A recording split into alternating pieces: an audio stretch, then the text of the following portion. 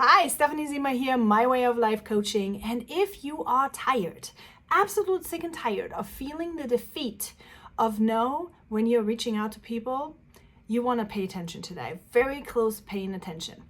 Because I'm going to teach you today how to reframe your mindset so that the no won't bother you anymore. So stick around for that. If you are new to me, my name is Stephanie Zima. I'm the founder of the Walk It Free mentorship program, where I help online entrepreneurs to come off this emotional roller coaster of feeling all the yucky feelings, rejection, fears, doubt, all the things, onto a solid foundation of clarity, courage, and confidence.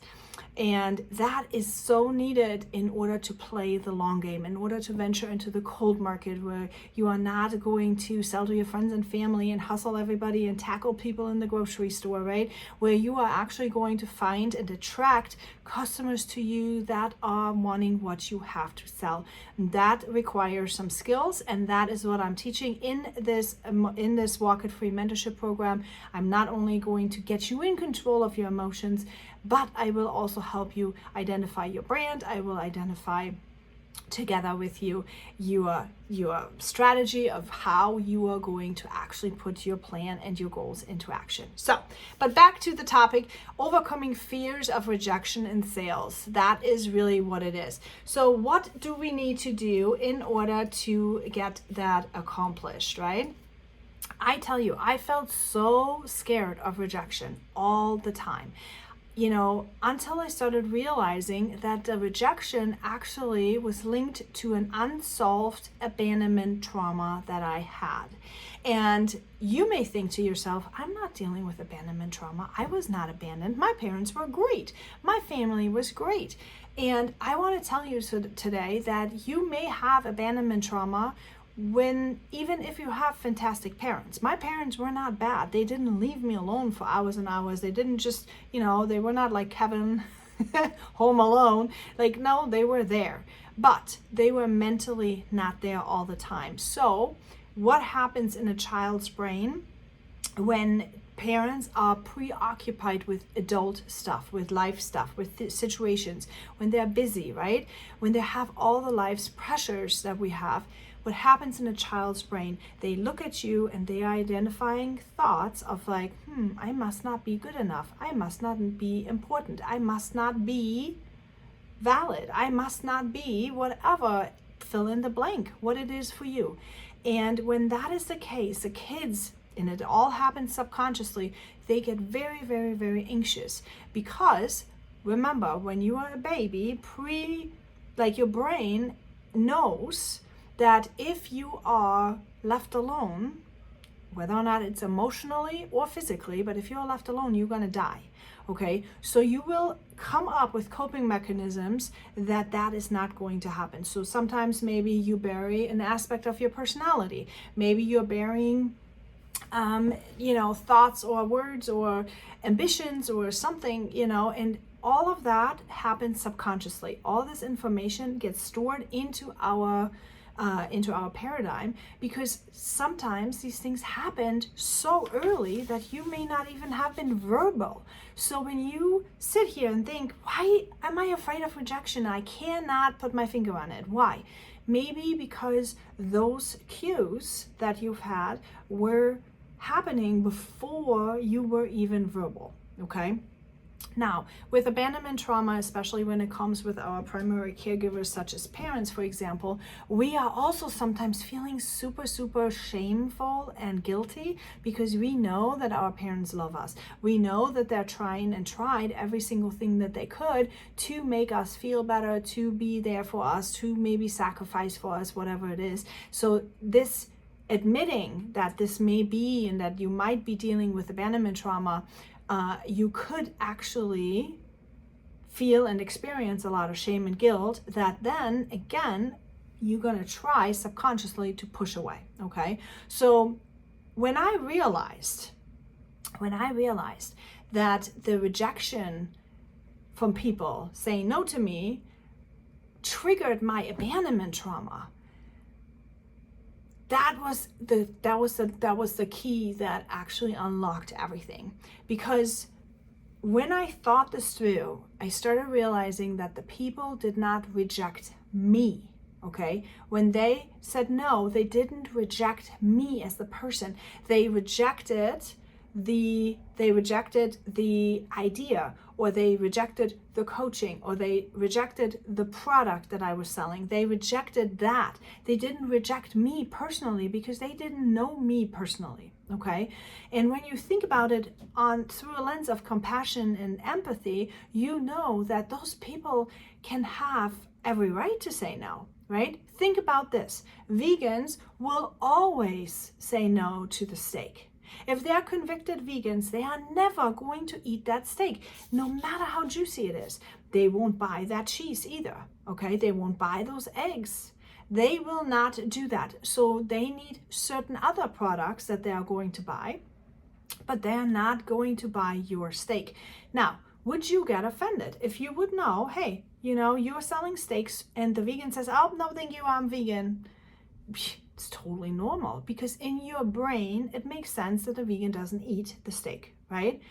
Now, think about the product that you're selling. When you have your product, the tricky part is that when we are online talking to people, people don't come out and say, nope, I don't want those gut health supplements because I don't have digestive issues. Nope, I don't want those gut health supplements because I actually have IBS and I'm feeling so awful that every single thing gets triggered and I'm in excruciating pain ending up in the hospital. People don't tell you these things. People also don't tell you that they want to lose weight because in their brain, they may be admitting to themselves that they're having issues. People will also not say yes immediately when you are talking about how your product is going to help hormonal imbalances, because if they would have to admit that they too have hormonal imbalances. And when you think about this, would you say that to a stranger? No. Okay? Because that means that you're a raging biatch at home when you're screaming and you're this. That is coming from possible triggering from emotional trauma or hormonal imbalances. Those are all to not talk about topics, okay? So you will not go out and say, yes, I'm interested, to a complete stranger unless they're gonna let you have access to the way you want to buy it. Okay, so for example, if there's just a link that you can buy something from, if there's a resource that you can offer, such a lead magnet, if there's a resource you can offer that they can kind of like nurture themselves in, if you could let people know that they are completely having privacy with you. For example, that is one of the things that I do with my mentorship program. The coaching is one-on-one because I realize that this is a very shameful situation, okay? And that people sometimes say, abandonment trauma, it's not something you want to hang out. You don't want to put your dirty laundry out for everyone to see all the time. But this is so important to deal with, okay? So just be mindful of that. When you are talking to your prospects and they say no right away, don't make that about you. It's not about you, it's about them, okay? And then you need to figure out, what is it about them? Are they a vegan? Do they have legitimate problems, or like somebody that is completely against supplements will never buy supplements from you. So clarify that first. Ask them, hey, why do you say no so fast? Are you against supplementation? If they say absolutely, because this is not, look at politics, okay? You will not convince a Trump supporter that they should be voting for the Democrats. You will not support the other party if you're this. It's the same, right? People have really, really strong convictions. And your job as a salesperson in the cold market is to figure out what that is. So you got to reframe this. You got to think to yourself, when somebody says no, now that opens your door not to make a sale, right? Because they already told you no. So be respectful of that. They said no. But it be your job to figure out what the reason for that is, okay? Why do they say no? Do they say no because they're not supporting this product? Do they say no because they don't feel like it's needed? Or maybe there's not enough value to it? Or maybe they think you're not qualified. I do believe that some people are telling me no for my coaching because they think they know me from the past and they know how I have been in the past as I was growing, and maybe that's why they say no, because they're not realizing just the amount of coaching I have done in the meantime. Okay, so there's just so many different avenues as to why people are saying no. But what you need to know today is that it is never about you. It is not about you. They are saying no because of them. They are saying no because they do not see it working for them. They don't see the value. They don't see any of the stuff that you're putting out there. Now, what your job is to find out what they would like instead. Okay? Maybe you have a different product that you can shift to. Maybe you can connect them with someone else that would help them.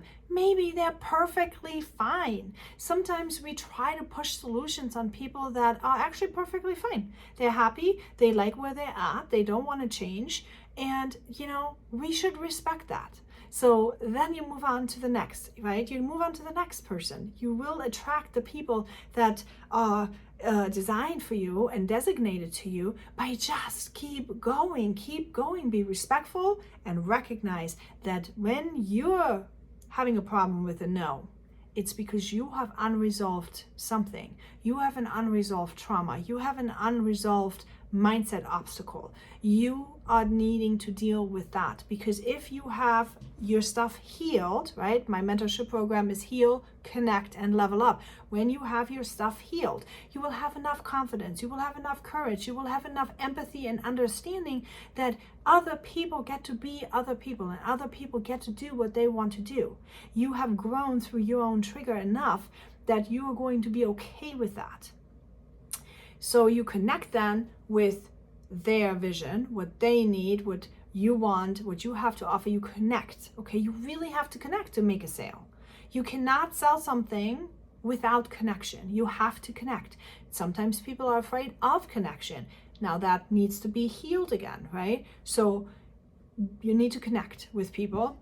And then from there, that's when you level up. You level up their health, you level up your finances, you level up your quality of life, you level up your relationships, you level everything up. But it has to start with healing. It has to start figuring out, do you have any unresolved trauma? What's the real trigger here? Why are you having a problem with the no? That's where somebody needs to really, really dig in. And this is where my mentorship program is so much different than everyone else's mentorship program. It's because I actually dig in with you on those subjects. We identify them and we work through those triggers, because I'm not only a network marketing coach here, like that's not it. I am actually Stephen Minister. I have studied this stuff, okay? And that is where we can actually help you so much better. So having said that, my mentorship program is open for enrollment. If you are ready, comment help below and I'm going to send you the deets. January it's literally days away. In 2025, it's going to be great. So January, February, March, it's a 12-week program, January, February, March, and then you can, if you want to, you can stop after the 3 months, or you can decide to continue to renew and renew and renew until your growth journey is exactly where you are. And in a short, quick overview, what this program is all about is we're going to figure out where you are, what emotional state you are in right now, if we need to heal something, what we need to heal something, all of that is being figured out in the beginning. Then we're going to figure out, where do you want to go? What's your next step? Because so many of us are throwing goals out, but you don't know if that is your next step. You don't know if earning a leader's retreat or earning a rank up, if that's your next step. See, and if it's not, if you have the wrong goal, see, here's another lesson that I have learned. If you have the wrong goal, you will always fail. You will always fail. And then all you're going to do is you're going to prove that voice inside of you that says you're not good enough. You're going to prove that voice right, because that is your paradigm. You need to break that cycle and you need to start identifying what really your next goal is so you can start achieving it and start building that confidence. That is how you build that confidence. You learn how to set appropriate goals, you measure them, you achieve them, and you think to yourself like, wait a minute, I can, right? So the I can't mindset will then move into the I can mindset. And that is how you really starting to get into momentum.